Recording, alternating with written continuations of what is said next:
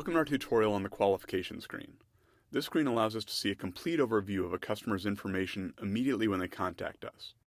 By looking at this information, we will be able to determine if the customer owes us money, has equipment under warranty, or is entitled to special treatment because they bought a service agreement from us. This screen will help us do all of that, plus a whole lot more. Before we can do any of this, however, we first have to find the customer. The best way to do this is to recall the customer list and search for some piece of information associated with them. We recommend searching for the customer's address, but we could just as easily search for their name, phone number, email address, etc. Just enter whatever data they give you and press the Tab key to see the customers that match. If we don't find the right customer immediately, we can try again using a different piece of information. Once the correct customer has been found, right-click the record and select Qualify Customer. We now have access to all the customer's information. Let's break down each section and see how it can help us. Probably one of the most important sections of this screen is the aging balance.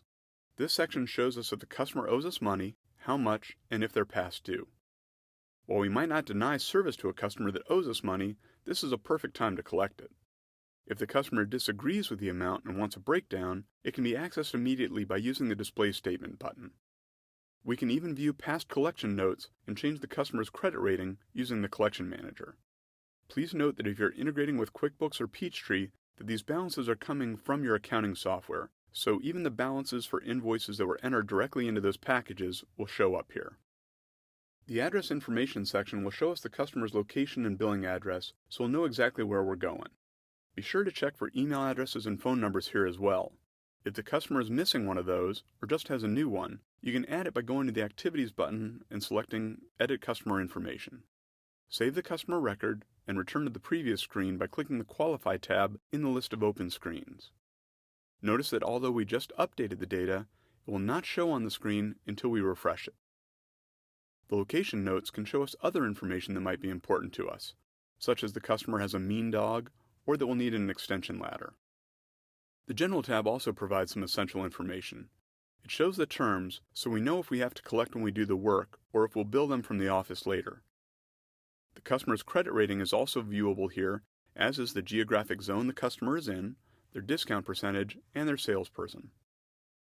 The agreement summary lets us know if the customer has an agreement with us. This is vital info because if they don't, we want to sell them one. And if they do, we might treat them differently, such as offering them a quicker response time, various discounts, etc.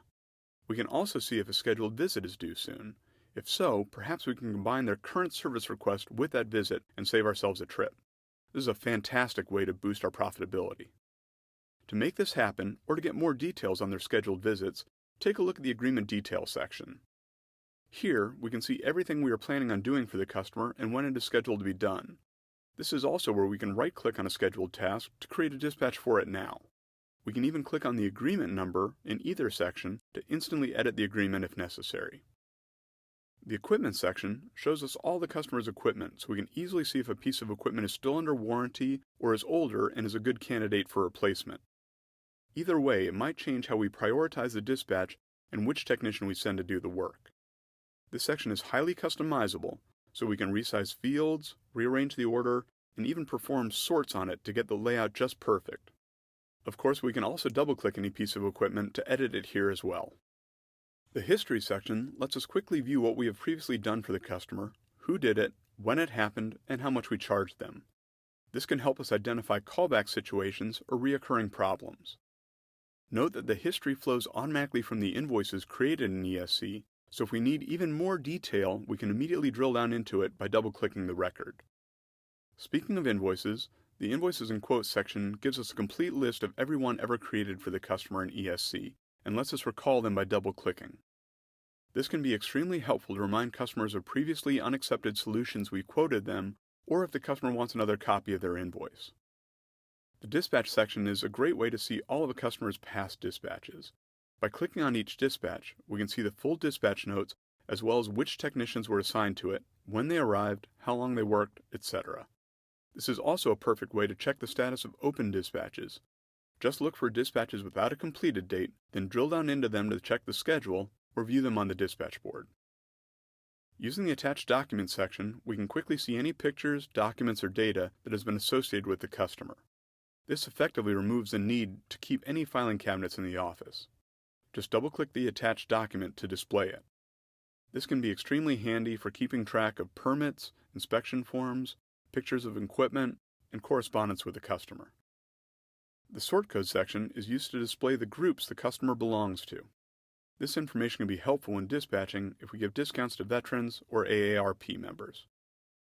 And finally, the custom field section allows us to see other important information. This could be anything from gate codes to the contractor that built the house. Now don't worry if your qualification screen doesn't look exactly like the one in this video. There are a bunch of preset layouts we can choose from, and we can even unlock the layout and design our own. The important thing to remember is that all of these sections will be available regardless of the layout, so feel free to experiment with this until it's just right. Before we wrap up this video, we'd like to mention that although we started this video by searching for the customer, we can also get to the screen from almost any customer-centric record. So if we are looking at an invoice or a dispatch, and we want to see the last technician to visit the customer and what they did while they were there, we can use the Activities button to recall that customer on the qualification screen and get that information. This concludes our video on qualifying a customer. Be sure to watch the other videos in this series to learn how to create and manage dispatches.